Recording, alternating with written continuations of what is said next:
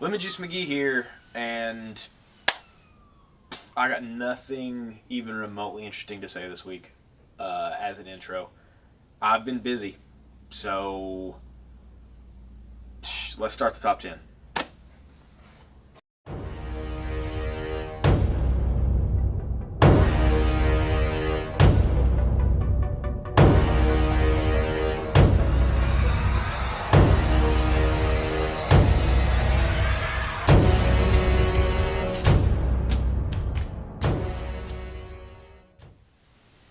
On this video, we're checking out comics that come out on October the 14th. And at number 10, The Twilight Children #1. This is one of 12 new Vertigo titles coming out. They're trying to up the brand, which I appreciate. I mean, they've been running slim on titles lately.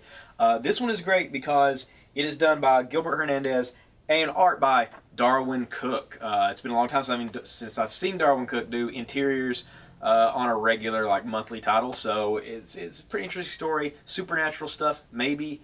It's the first one, so it doesn't give away everything. But, you know, there's kids, and they have white eyes, and stuff happens. Whatever.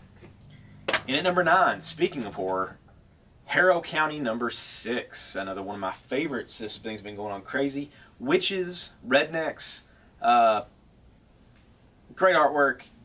You can't go wrong with this. If you're looking for a horror book, that's not your usual zombie action. This is the one. At number 8, Star Wars Chewbacca #1. Marvel's continuing, well, their dominance of Star Wars. Like, who thought that this wouldn't just be a cash grab when they were doing Star Wars books? And I mean, they kind of are, but at the same time, they're doing them well. I think better than Dark Horse, which I'm sure some people will complain about, but it's just because you're sad that you reading years of those comics don't count because they're not canon. You get over it. These are great. Chewbacca piloting an A-Wing, ends up laying in some flowers, helping some kid in trouble, a bunch of Chewbacca stuff. A lot like Groot. Not a lot of talking out of this guy, but the supporting characters feed the story.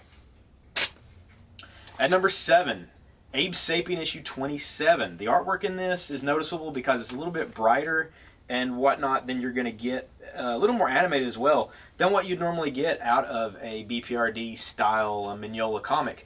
But they're starting to legitimately tell the actual origin stuff for Abe Sapien with the frog armies. And I've been waiting on this for years. So if you want to know the history of Abe, this is where it starts. At number 6, super filthy and bagged, Sex Criminals #13. What's in this issue? Well, it's tough to say, right? Because you can't tell. But I'll tell you what, last issue had a guy who, when he jerked off, he would come an anime girl. And it was weird. And that's the top stuff in this book, and it's great. At number 5, Radioactive Spider-Gwen #1. One of the many Marvel #1s coming out over the next month or so. This one, well, you guys are going to buy it regardless if it's on the list or not, because all of you have a massive heart for Spider-Gwen.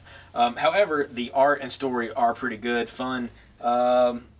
Just pick up, read, you know, nothing to it. There's a lot of corn dog capery in this one. I think that's capery is not a word. People steal corn dogs. She tries to stop it, and then there are lizards. I don't know. Also, it takes place in her universe. Unlike people thought, including myself, for the new Marvel stuff, this doesn't take place in the regular Marvel U. This basically just continues on where her book left off. So if you were digging that, you're going to dig this. At number 4, The Walking Dead #147. The last few issues have been a lot of talking going on, not a lot of action. This one, oh, yeah, it's, spoiler alert, Rick loses his penis.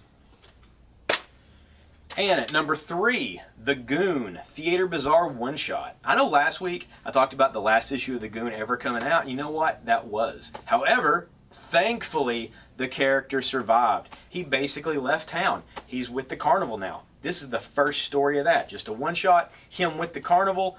They run across a crazy bunch of stuff, and it is awesome. Also leading into a future book featuring the Goon and a team of other badasses fighting monsters that Pal's going to be putting out. This might be the best way to do the character. It's tough to say, but a good start. At number 2, Batman 45. Commissioner Gordon getting his ass kicked still by a gang, but gets saved by the suit, who beats the shit out of them with sharks. Sharks in each hand. Slapping them with sharks. And Mr. Bloom killed a lot of people.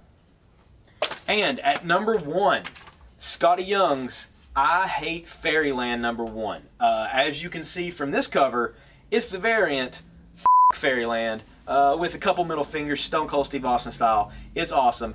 Gertrude, well, she's a stone cold killer. And there's not a lot of cuteness in this, other than the fact that, well, I mean, if you're into giant slime-looking monsters getting choked out with their own gold chains, then you'll think this is really cute. But it's good stuff. Skottie Young does all the art. It's fantastic. It's just one of those books that, the reason it's number 1 is because it's just something different. It's so different that it's worth your time. It's worth your dollars. Even if you don't get issue 2, pick this up. And that is your top 10 for this week. There's a party. $5 in my pants. at the door. In my pants. $10 in my pants. at the door. There's a party. $15 in my pants. at the door. You're all invited. $20. Come on and dance. A little more.